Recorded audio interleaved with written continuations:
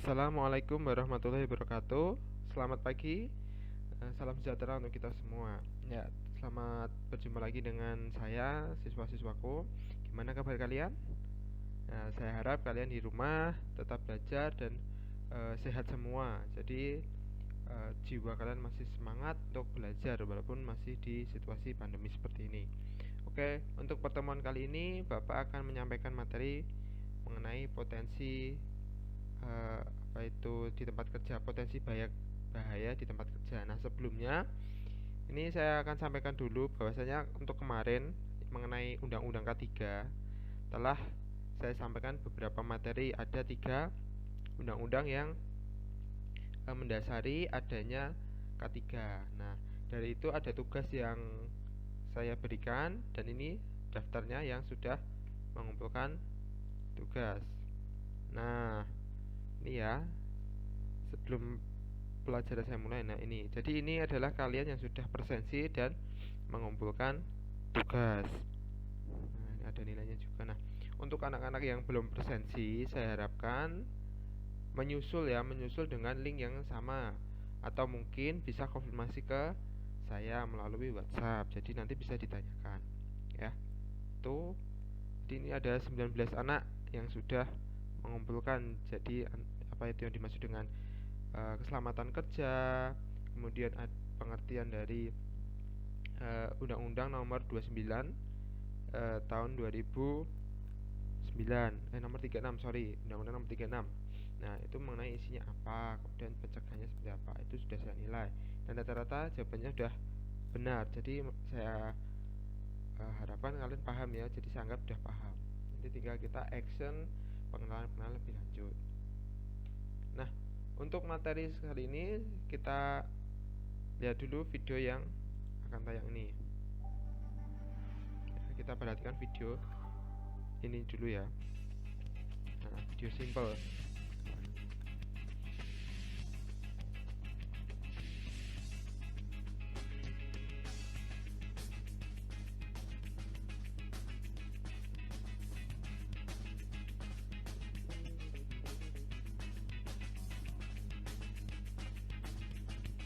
Nah, video-video ini bisa diamati dulu.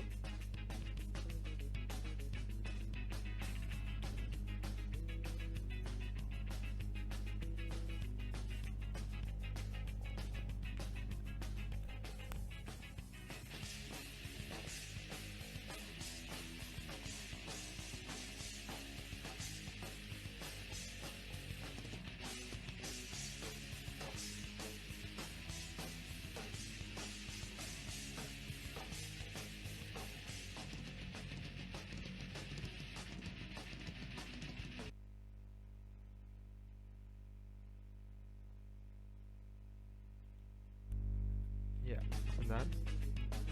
Nah,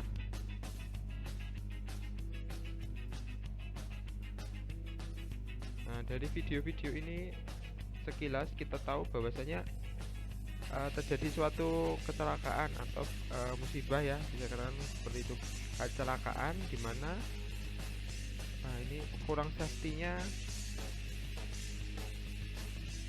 perlakuan, yaitu untuk melepas ban. Nah, ini sini kan bannya itu ban kita biasanya ban yang gede ya, ini dengan cara-cara seperti itu tidak menggunakan alat. Nah, itu efeknya apa? Efeknya nanti bisa terjadi suatu kecelakaan. Nah, ini ya, dapat cepat. Nah, jadi kecelakaan seperti ini. Jadi karena bannya meledak di tengah jalan, ada truk yang apa itu oleng ya, bahasanya itu, bahasanya oleng kalau bahasanya. Jadi gerakannya tidak lurus lagi. Nah, kayak ini kenapa bisa? Nah, meledak, dia mau mengeluarkan apa itu gas yang ada di ban, yang mau melepas ban seperti itu. Nah, kenapa bisa meledak dan mengakibatkan suatu kecelakaan? Itu adalah suatu hal yang simple atau kita bisa pandang sederhana.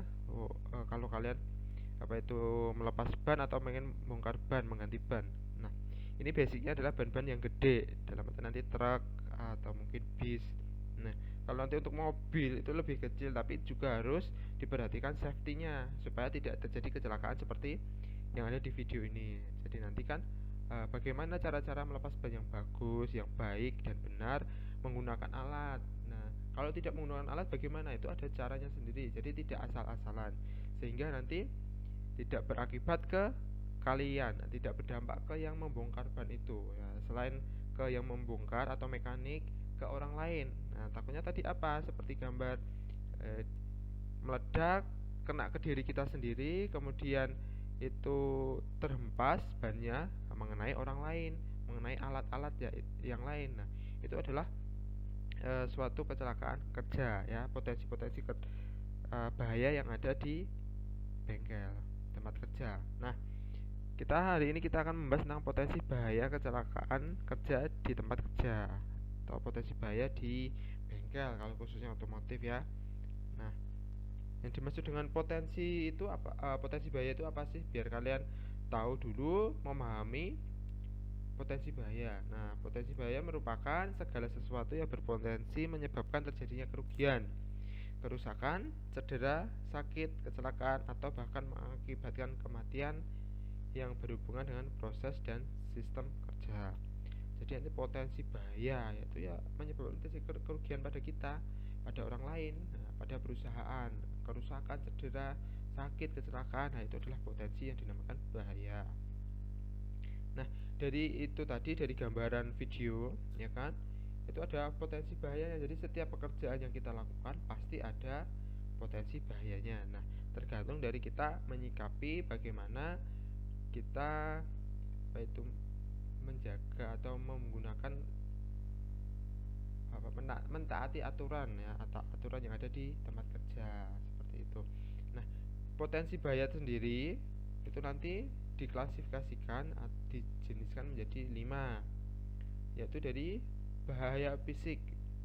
Yang dimaksud dengan bahaya fisik itu ya seperti apa? Bahaya fisik itu jadi bahaya yang gangguan secara langsung ke diri kita atau pekerja. Jadi nanti kayak seperti video terkena hempasan ledakan ya, ledakan ban itu. Jadi nanti kita ikut terhempas, kita nanti kena fisik kita. Nah, itu adalah dari fisik, bahaya fisik. Kemudian yang kedua ada bahaya kimia. Potensi bahaya kimia ini adalah yang disebabkan oleh benda-benda kimia atau bahan-bahan kimia. Nah, bahan-bahan kimia seperti nanti kalau bekerja di suatu perusahaan yang ada bahan-bahan kimianya, itu adalah potensi bahaya kimia. Kemudian bahaya biologis. Ini berasal dari kuman-kuman atau bakteri yang menyebabkan penyakit yang bisa timbul dari air, dari udara, kemudian dari makanan, itu termasuk bahaya biologis tadi. Jadi dari kuman-kuman yang ada di udara ya. Contohnya misalkan di tempat kerja, di pabrik, misalkan di perusahaan itu ada asap-asap. Nah, asap itu kalau tidak kita melindungi diri kita hirup asapnya, pada asap itu mengandung bahaya. Oh ya, itu secara biologis akan merusak atau mengganggu, terjadi bahaya secara biologis ya itu ke kitanya. Jadi tidak diakibatkan bahan kimia, walaupun di situ mengandung zat-zat yang karbon monoksida dan lain-lain seperti itu. Jadi tidak secara langsung bedanya dengan kimia dan biologis itu tadi. Kalau kimia kita langsung terkena dengan zat-zat kimia, bahan-bahan kimia. Kalau biologis sudah terhempas di udara itu tadi, kuman-kuman, lebih ke kuman atau bakteri. Kemudian yang ketiga, potensi bahaya di fisiologis. Nah, untuk fisiologis ini potensi yang disebabkan oleh penerapan sikap kerja dan lingkungan kerja yang tidak ergonomis. Jadi sikap kerja yang tidak ergonomis itu misalkan kalian bekerja di perusahaan. Nah, di situ kalian tidak nyaman, merasa tidak nyaman, kemudian alat-alat yang digunakan tidak sesuai dengan semestinya atau norma-norma keergonomisan yang berlaku di pekerjaan. Nah, misalkan pekerjaan itu harus dilakukan secara berdiri, tapi kalian melakukannya secara duduk. Nah, itu adalah suatu bahaya yang bisa menimpa secara fisiologis. Nah, takutnya apa? Karena kalian harus berdiri biar bisa bergerak lebih ke sana ke sini, lebih cepat. Kalau kita duduk misalkan jongkok, nah itu kurang ergonomis ya, jadi kurang nyaman. Nah, itu adalah gambaran secara fisiologis. Kemudian bahasa secara psikologis. Bahaya yang ditemukan oleh kondisi aspek psikologis ketenagakerjaan yang kurang baik atau kurang mendapatkan perhatian. Jadi ini secara psikologis. Misalnya di tempat kerja kita bekerja penuh dengan tekanan, misalkan ada target segini, kalau nggak sesuai dengan target gini. Nah, itu kita bekerja di bawah tekanan. Nah, karena di bawah tekanan itu menyebabkan bahaya juga. Nanti kita bisa melamun, kemudian tidak fokus di pekerjaannya itu. Jadi itu kan menimbulkan suatu bahaya, yaitu secara psikologis. Kemudian yang keenam ada bahaya proses produksi. Nah, ini adalah berasal dari beberapa kegiatan yang dilakukan oleh proses produksi. Nah, sangat tergantung dengan bahan dan peralatan yang ada di perusahaan. Nah, ini contohnya di perusahaan pada saat proses produksi berjalan, ya kan, itu pasti banyak sekali bahaya yang bisa muncul. Nah, dari itu kita harus tetap menjaga K3-nya itu. Nah, jadi bahaya di tempat produksi, misal alatnya kurang pas atau mungkin alatnya ada yang kendor seperti itu, jadi nanti bisa menyebabkan bahaya. Nah, kemudian bahaya-bahaya atau skala prioritasnya ya, ada level potensi bahaya.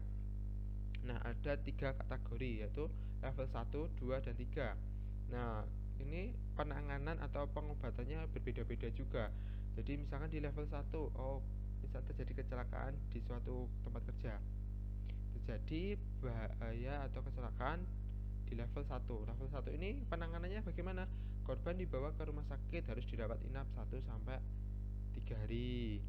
Nah, itu jadi harus dirawat inap, itu adalah level 1 kecelakaannya. Kemudian ada level 2, korban dibawa ke rumah sakit tapi boleh pulang. Jadi mungkin hanya lecet itu tapi boleh pulang. Kemudian secara psikologis ya, kaget atau apa, itu harus istirahat, harus pulang, misalkan istirahat sehari 2 hari. Itu kemudian yang ketiga, selanjutnya level 3. Itu korban hanya perlu P3K atau klinik, tidak kehilangan hari kerja. Maksudnya ini cuma perlu ke bagian klinik di perusahaan itu, atau mungkin hanya minum obat P3K atau dilakukan P3K pertolongan pertama pada kecelakaan ya, itu sudah cukup. Jadi setelah dilakukan pertolongan pertama dia masih bisa bekerja. Itu adalah skala prioritas untuk level 3. Nah, skala prioritas ini bisa kita gunakan untuk menentukan basic apa itu kecelakaan kerja atau mungkin potensi yang ada di bengkel atau di tempat kerja itu tadi. Nah, potensinya seperti apa? Saya berikan contoh ya, ini selanjutnya. Sebelumnya kita lihat dulu video yang selanjutnya ini mengenai tentang K3.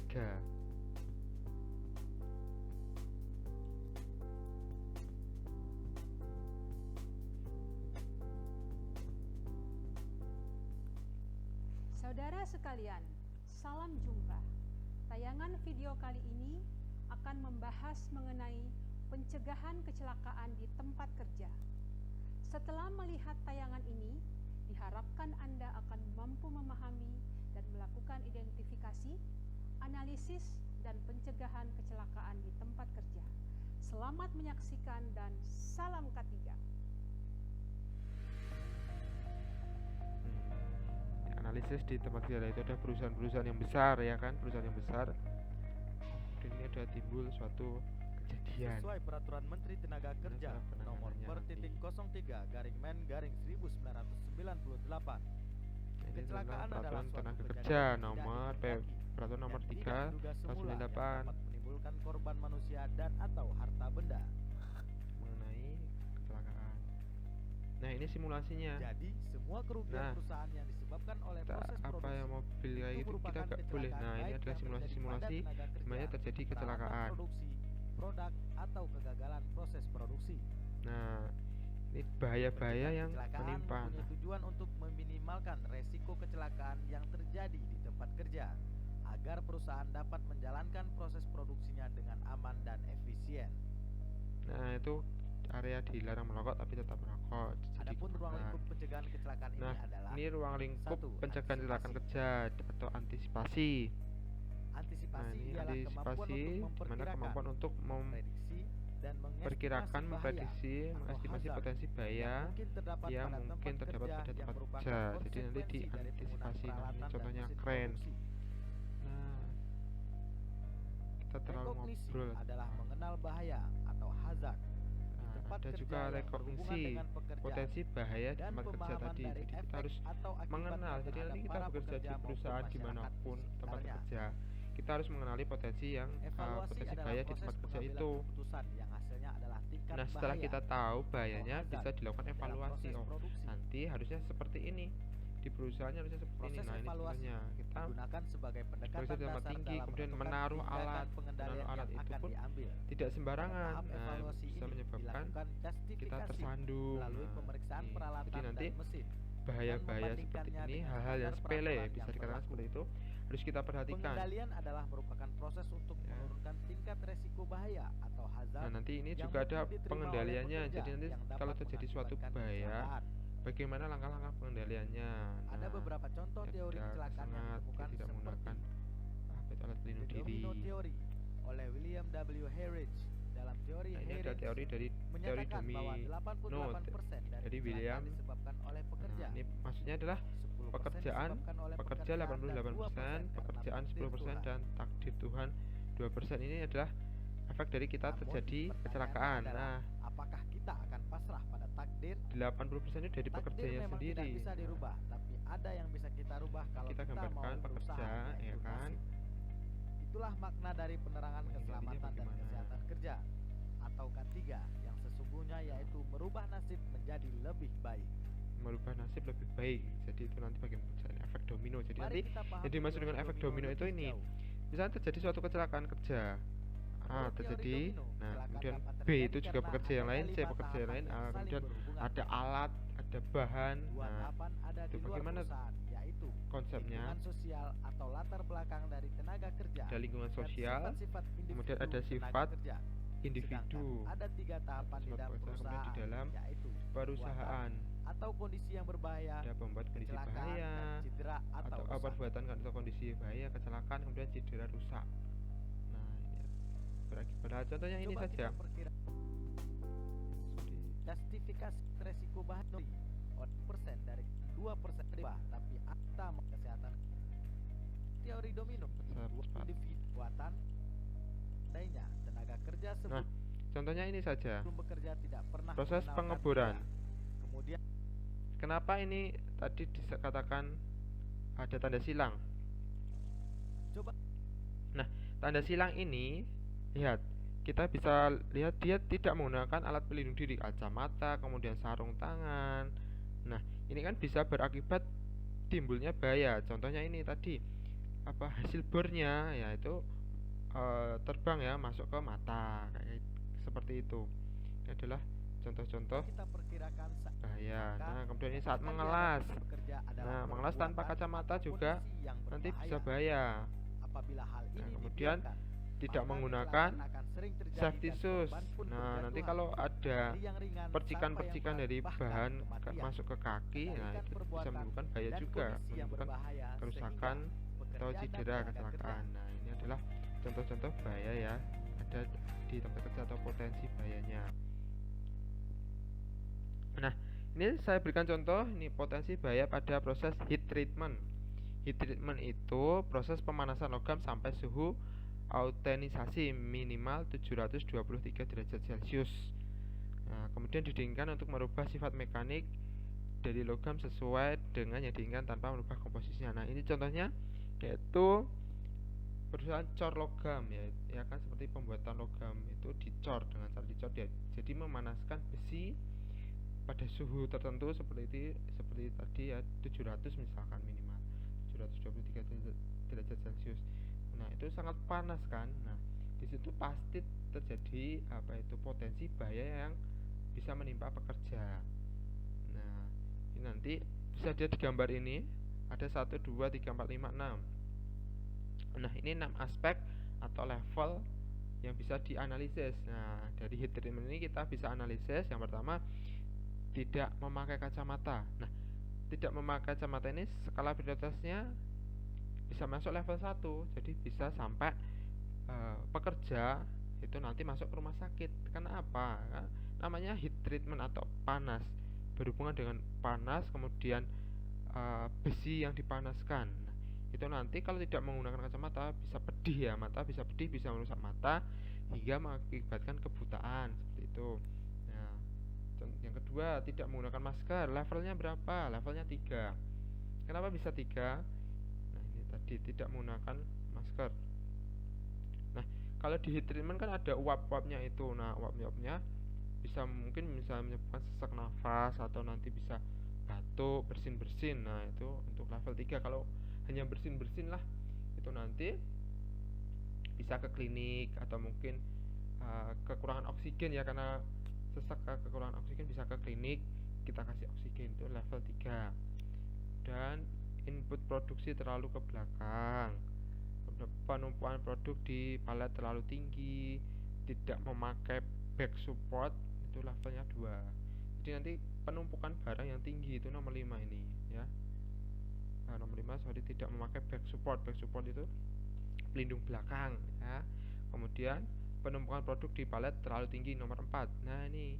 Jadi kalau menumpuk barang itu atau benda di tempat kerja jangan sampai terlalu tinggi. Kita ada levelnya pastinya kan.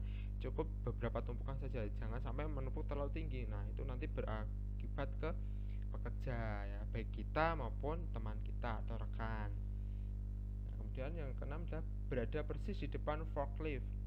Forklift atau tidak minggir. Jadi ini ada forklift. Nah, ini tidak minggir. Jadi takutnya apa? Forklift ini kalau dia sudah standby, takutnya apa itu pada saat mau pengangkatan kalian ada di sini. Nah, ini nanti akan terserempet di ini benda yang akan diangkat forklift ini tadi.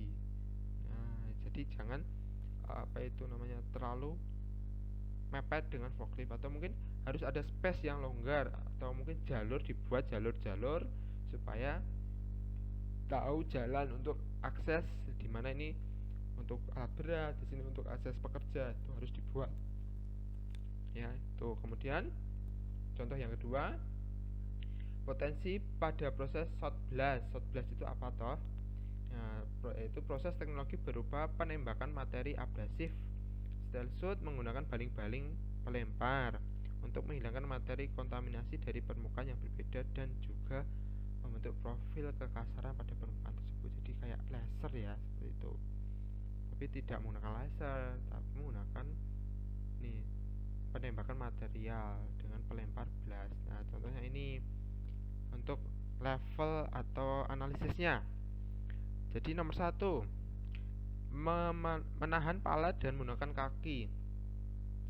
Nah, jadi kalau semisal agak jauh ya kita gunakan benda-benda lain atau kita pinggirkan dulu paletnya atau posisikan yang longgar atau di tempat yang leluasa seperti itu.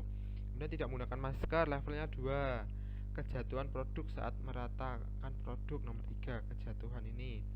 Nah, ini kan seperti naruh barang, naruh alat di tempat yang apa itu basing-basing saja, itu nggak boleh, harusnya di tempat di sesuai tempatnya. Nah, supaya tidak jatuh menimpa pekerja atau ya kan. Kemudian meratakan produk tidak menggunakan alat bantu. Kayak ini kita harus menata tidak menggunakan alat bantu ya, harus menggunakan alat bantu, misalkan pakai tang atau apa, alat bantunya yang bisa lebih meringankan kita. Mengoperasikan mesin tidak melihat tombol. Nah, ini nomor 5. Jadi ini kalau kalian menjadi operator produksi di suatu perusahaan, operator itu harus kita perhatikan tombol-tombolnya, jadi tahu fungsi-fungsinya, ini untuk apa, ini untuk stop, ini untuk tanda bahaya, jadi kita tahu, paham. Nah, mengoperasikannya, jadi saat mengoperasikan itu tidak asal-asal melihat tinggal klik terus kita tinggal, itu tidak boleh, karena itu efek apa ya, menimbulkan bahaya itu tadi. Nah, jadi jadi ada dua gambaran ini. Kalau mungkin gambaran simple kayak tadi kita tambal ban. Nah, untuk tambal ban itu yang pertama menggunakan alat. Nah, alatnya harus siap. Kemudian cara-caranya harus tepat. Nah, caranya bagaimana? Yang pertama, semisal harus membuang gas atau membuang anginnya. Ya, kita kendori bautnya itu, baut dovnya ya kan, baut dovnya itu kita buang, kita perlahan. Atau mungkin ada alat khususnya. Kalau menggunakan alat khusus ya kita gunakan.